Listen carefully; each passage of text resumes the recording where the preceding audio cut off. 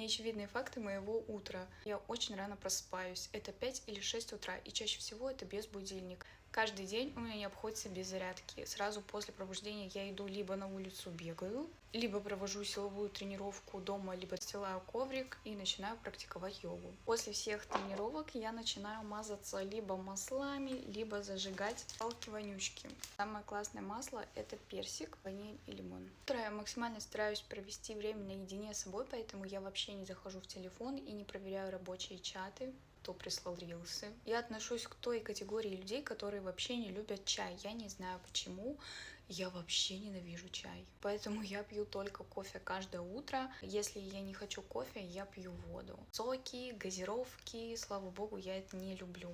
Если у меня есть временной ресурс, я могу также приготовить себе дома утром завтрак, взять его с собой в контейнере и спокойно перекусить где-нибудь на улице.